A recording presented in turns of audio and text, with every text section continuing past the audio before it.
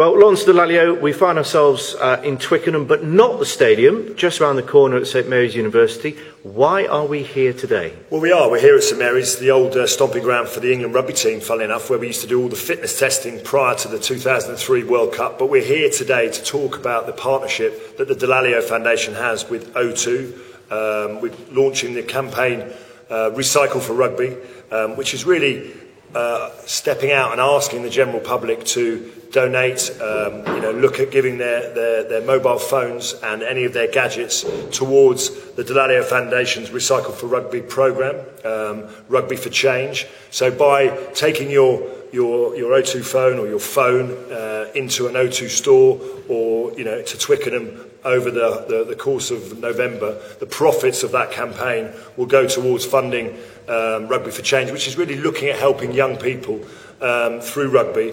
The work that we do in pupil referral units all over the country, introducing them to the values that sit around the game and helping these young kids think a little bit differently about themselves and their lives, hoping that they will make better life choices, getting them into full-time education or indeed full-time employment.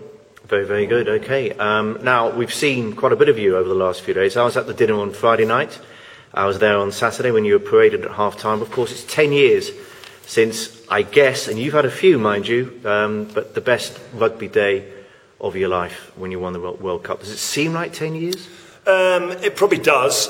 When we got together as a group, it was great to see everyone and seeing what everyone's up to, and you could see that some people had put on a bit of timber. Some have aged better than others. Some look a little bit better than others. But actually, when we got back on the team bus, it didn't feel like 10 years at all. Everyone sat in the same positions, and still a lot of that healthy, dialogue and banter between the guys. And obviously, it was a moment in time. It was something to be very proud of as a group.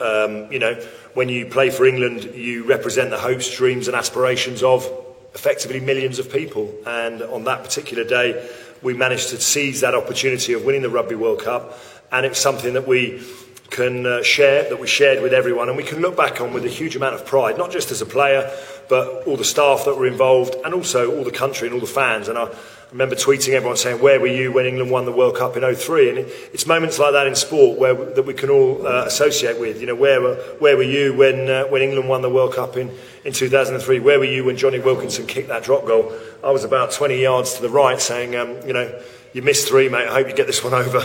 Yeah, very, very helpful. Yeah, well, I know where I was. I was sitting in the press box watching it all happen. And, winning the World Cup in any way is fantastic. But do you think the fact that you won it in the way that you did, it's arguably, if not the greatest match in terms of the play, in terms of the drama, arguably, and enormity of the match, obviously, the greatest match rugby's ever seen?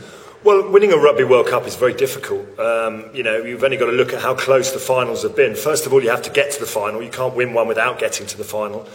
We saw in 2011 New Zealand, #1 team in the world, and they were largely outplayed by France for periods of that game, and were fortunate to have got over the line. It is tough to win. We went into that Rugby World Cup final knowing we were the better side. We'd beaten Australia 6 times previously, home and away. We probably should have been out of sight by half-time, and yet it came down to extra time, to the last few minutes of the game, and being able to execute that play under pressure. And, huge sense of relief to have actually done it, to have actually won the World Cup. But I think ultimately, when we were together, we'd spent such a long time planning to win the tournament itself that we had confidence in everyone's ability. And a team that wins the World Cup has got to have a lot of great players, world-class players who probably get at a World 15 or at least on the bench. Not sure we have at the moment, that's to discuss in a second. But apart from your good self, there are so many great players and leaders, weren't there, in that team? Yeah, very much so. I think Clive, the whole group, identified that if we wanted to become the best team in the world, as you said, you had to become one of the best players in your position, if not the best in the world. So from about 2000 to 2003, every day you woke up in the morning, you benchmarked yourself against the very best, and you got better and better and better. And, I would say that, we had probably had close to 8 or 9 of the best players in the world out of 15 in their position. and certainly, anyone who wasn't at either the very best was certainly second or third best, and was there or thereabouts. And we had a huge amount of pressure coming from the group that didn't make the team, and I think that's what inspired the England team to play so well, is you had guys coming up behind you. If you didn't go out there and play it at your very best, then you'd have someone else that would come and take the team. And I remember in 2001 playing 3 games against Australia, New Zealand, South Africa at Twickenham, and there was a fair bit of chopping and changing the team, because if you weren't at your best, someone else came in and took your place. So it'd be very interesting to see what Stuart Lancaster does, because there was a few England players that weren't at their best against Australia at the weekend. Well, we'll get on to that. I mean, if the World Cup was staged tomorrow, I wouldn't be putting too much money on England. But the good news is it's not tomorrow. It's in 2 years' time. And the good news is, if it was tomorrow, you'd be putting even less money on Australia as well. You would, absolutely. But it's not about always playing your best rugby in between World Cups. Just ask the New Zealanders that. It's about actually playing your best rugby at the World Cup. If you want to win it. And England are definitely on an upward trajectory. 12 months ago they lost to Australia at Twickenham, and they played not as well as they could have done, but they somehow found a way to win on Saturday, and I think that's really important. It was their first run out, so there was definitely a bit of rust there. Few injuries. There was a few injuries, particularly to the back division. I thought the forward pack went well.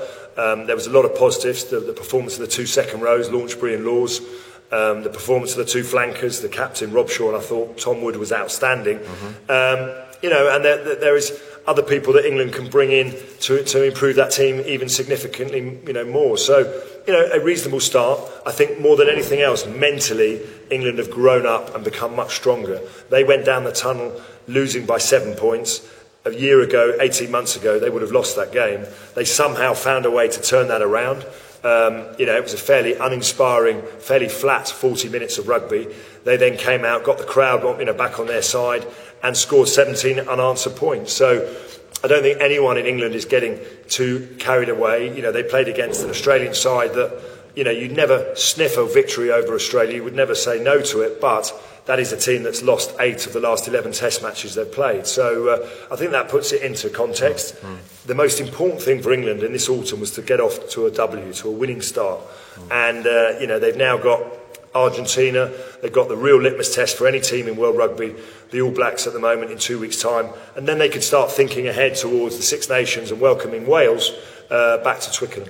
To enter that All Blacks game, they obviously need a win, first and foremost, against Argentina. But I guess maybe step up a little bit on performance as well? Yeah, I think it's important that there's, I'm not sure exactly how many, 20, 25 Test matches between now and the World Cup. I think it's important that whenever you play the All Blacks, you want your best 15 players on the field. And therefore, there is some opportunity this weekend to have a look at other people. I'm sure Dylan Hartley comes into the equation, as a starter maybe. I thought Ben Youngs, where the intensity of the game went up when he came on, he comes into the equation. I don't think the midfield puzzle has quite been solved yet. Does the best, inside centre in England at the moment, Luther Burrell, get an opportunity to play? Does Chris Ashton get a rest? And give Christian Wade, who scored 2 tries at the weekend, an opportunity. So there are some questions to be asked, and I'm sure the coach will want to have a look at a few other people. He's called in Anthony Watson, so he wants to bring him into the environment. I don't for 1 minute think he'll play him at the weekend, but it certainly means that he wants to just have a look. And I remember 2 years away from the World Cup in 2001, you were never clear of your place in the team. You need to just get the best out of players. So I'm looking forward to seeing what the selection will be, and if he'll just gamble a little bit with a few people and just see what comes up. Now, obviously, you're retired. You're very busy. I can see you've let yourself go. The razor's gone. It's all gone downhill, hasn't it? How is life post rugby retirement? Well, it's just nice to have some hair, Ian, to be honest. And I'm enjoying myself enormously. I'm learning to read. It's taken me a while, but it's now that I'm not getting smashed around every weekend, I can do 2 or 3 pages at a time now. But no, I'm enjoying myself. I've taken the job with BT Sport, and hopefully, being part of a broadcasting team, and very much enjoying our role delivering the Aviva Premiership to viewers all over the country. And very much enjoying being part of back in the rugby family, in the rugby fold again. And I'm very excited about this campaign. This O2 Recycle for Rugby. It's a great initiative. O2 have long had a heritage associated with rugby. They've been sponsors of the England team for quite some time. I spend a lot of time going around some disadvantaged and marginalised schools all over the country, working with young kids, and that's something that is incredibly rewarding. So hopefully, it's about getting the public involved in that campaign now and showing that through rugby we can reach out and help young people. Good on you. Well, thanks for your time. Thank you.